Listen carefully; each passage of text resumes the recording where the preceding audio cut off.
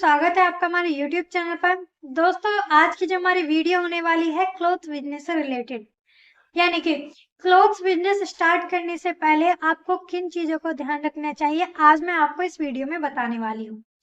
दोस्तों, यदि आप क्लोथ्स बिजनेस स्टार्ट करना चाहते हैं या फिर कपड़ों का व्यापार आपका पहले से ही है, तो ये वीडियो आपके लिए खास होने वाली है।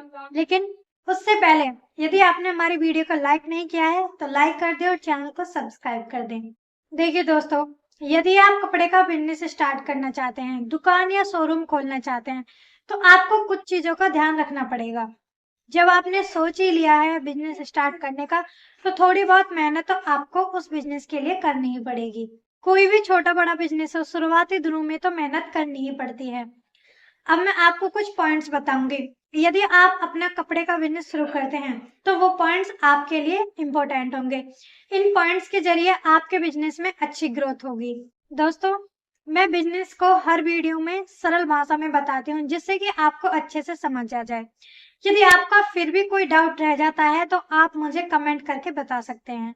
ज्यादा समय ना लेते हुए मैं आती हूँ सीधा पॉइंट पर। तो दोस्तों, वीडियो को ध्यान से समझना क्योंकि आप नया बिजनेस स्टार्ट करने जा रहे हैं। तो सबसे पहले आपको क्या देखना है, यानी कि हमारा सबसे पहला पॉइंट है एरिया। देखिए दोस्तों, आप किसी छोटे से छोटे या बड़ी से बड़ी मार्केट में चले जाएं, वहाँ आपको कपड़े की दुकान देखने के लिए मिल ही जाएंगी, क्योंकि कपड़े का बिजनेस आजकल बहुत ज्यादा चल रहा है। आजकल के युवा हो या बच्चे, सभी को नए नए कपड़े पहनना पसंद होता है।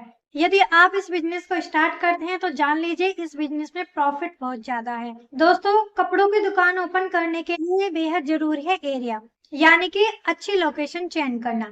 सबसे पहले आपको यह देखना है कि आपको अपनी क्लॉथ शॉप किसी गांव में खोलनी है या फिर किसी शहर में ओपन करनी है।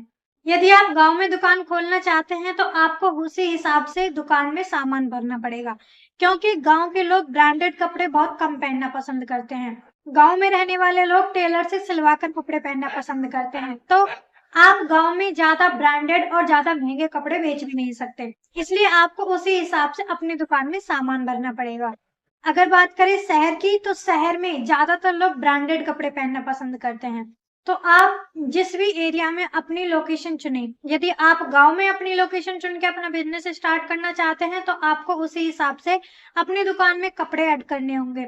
यदि आप किसी शहर में अपनी दुकान ओपन करना चाहते हैं तो आपको शहर के हिसाब से ब्रांडेड कपड़े अपनी दुकान में रखने होंगे। दूसरा पॉइंट है बजट। दोस्तों, आपको अपने बजट के हिसाब से ही अपनी दुकान में माल भरना है। ये नहीं है कि आपका 4 लाख का बजट है और आपने 4 लाख का माल ही अपनी दुकान में सेट कर लिया। यदि आपका 4 लाख का बजट है तो आपको 50 या 60% का ही माल अपनी दुकान में भरना है, क्योंकि आपका बिजनेस नया है। आपको धीरे धीरे इस चीज की नॉलेज होगी कि कौन सी चीज ज्यादा बिक रही है, कस्टमर की डिमांड क्या है और उसे क्या चाहिए। कस्टमर की डिमांड पूरी कर सको इसलिए आपके पास पैसे होने चाहिए, इसलिए शुरुआती दिनों में आपको कम इन्वेस्टमेंट करनी है।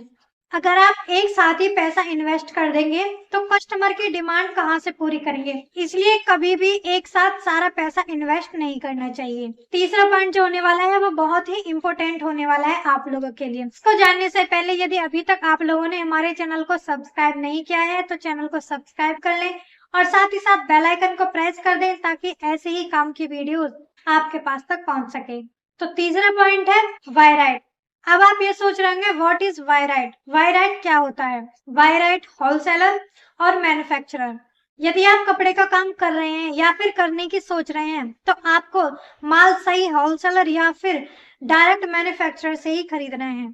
कोशिश ये कीजिए कि आप डायरेक्ट माल मैन्युफैक्चरर से ही खरीदें, क्योंकि जिस रेट में आपको कपड़े मैन्युफैक्चरर दे देगा वो होलसेलर कभी नहीं दे सकता।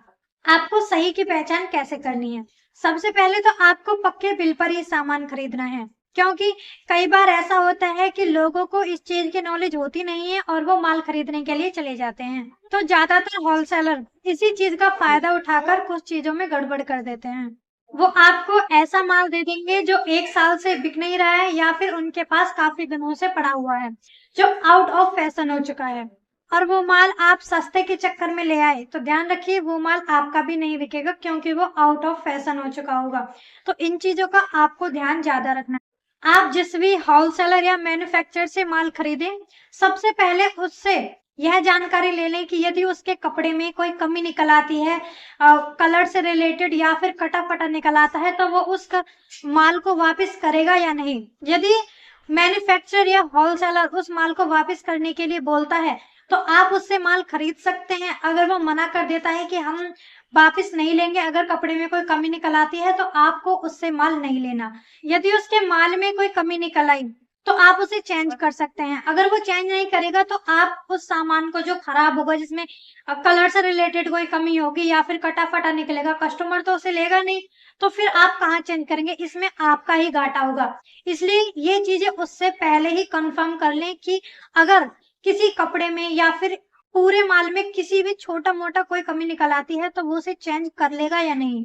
दोस्तों, जब आप मार्केट में जाएंगे, तो होलसेलर आपको देख के ही समझ जाएंगे कि आप नए हैं, तो इसलिए वो आपको कुछ चीजें गलत चिपकाने की कोशिश करेंगे।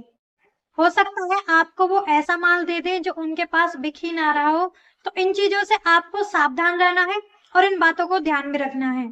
हमेशा अपनी सूझबूझ और समझदारी से माल खरीदें। हमारा काम सिर्फ आपको बताना है, बाकी सारी चीजें आपके ऊपर डिपेंड है कि आप कैसे डील करेंगे। एक बात और ध्यान रखें, आपको जीएसटी वाला बिल जरूर ले लेना है। यदि गलती से आपके पास कोई गलत सामान आ जाए, तो वो आपका आसानी से चेंज हो सके। चौथा पॉइंट है कैटेगरी।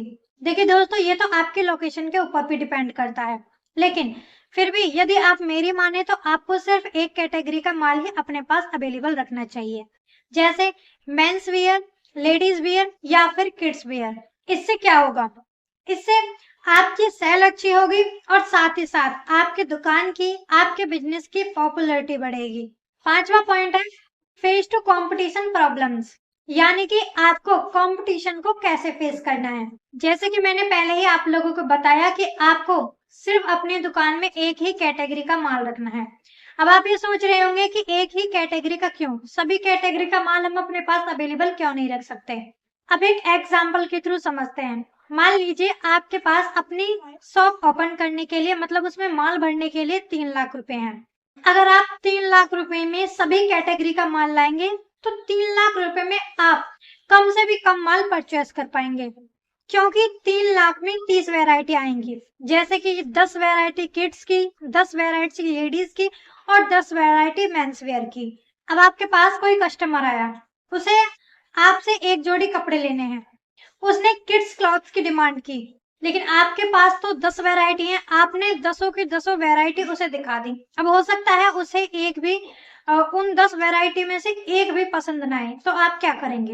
लेकिन यदि आप एक ही कैटेगरी का माल अपने पास अवेलेबल रखने हैं, तो 3 लाख रुपए में 30 वैरायटी आएंगी। और अब कोई कस्टमर आए, तो क्या वो वापस जाएगा? नहीं जाएगा, क्योंकि यदि आप 300 की 30 वैरायटी उसके पास रखते हैं, तो उसमें से उसे कोई ना कोई तो पसंद आएगा ही। और इससे आपको ये बेनिफिट भी होगा कि आपके कस्टमर बनेंगे, कस्टमर की डिमांड का सामान आपके पास अवेलेबल रहेगा और मार्केट में आपकी कंपटीशन कम हो जाएगी, क्योंकि जो कस्टमर को चाहिए वो आपके पास अवेलेबल रहेगा। जब आपके कस्टमर बनेंगे, तो आपके बिजनेस की ग्रोथ धीरे धीरे बढ़ती रहेगी। तो दोस्तों, कपड़ों का बिजनेस स्टार्ट करने से पहले आपको ये बातें जरूर ध्यान रखनी चाहिए कि बिजनेस स्टार्ट करने से पहले, या फिर आपका खुद का कोई बिजनेस पहले से ही है, तो आपको किन बातों का ध्यान रखना चाहिए, कौन से पॉइंट्स आपके लिए इम्पोर्टेंट है। अभी जो मैंने आप लोगों को पॉइंट्स बताए, यदि आप अपना बिजनेस स्टार्ट करने से पहले या फिर आपका बिजनेस है, इन पॉइंट्स को अपने बिजनेस में ट्राई करेंगे, तो 100% आपका बिजनेस जल्दी ग्रो करेगा। तो दोस्तों, आज की वीडियो में बस इतना ही। यदि आपका कोई डाउट रह गया हो, तो आप मुझे कमेंट करके बता सकते हैं, मैं आपका डाउट क्लियर करने की कोशिश करूंगी। दोस्तों, आज के लिए बस इतना ही। यदि आपको हमारी वीडियो पसंद आई हो, तो वीडियो को लाइक करें, चैनल को सब्सक्राइब करें और साथ ही साथ बेल आइकन को प्रेस कर दें, ताकि ऐसी ही बिजनेस से जुड़ी हुई वीडियोस आपके पास तक पहुंच सके। थैंक यू दोस्तों, मिलते हैं एक नई बिजनेस आइडिया के साथ। तब तक के लिए टेक केयर, बाय।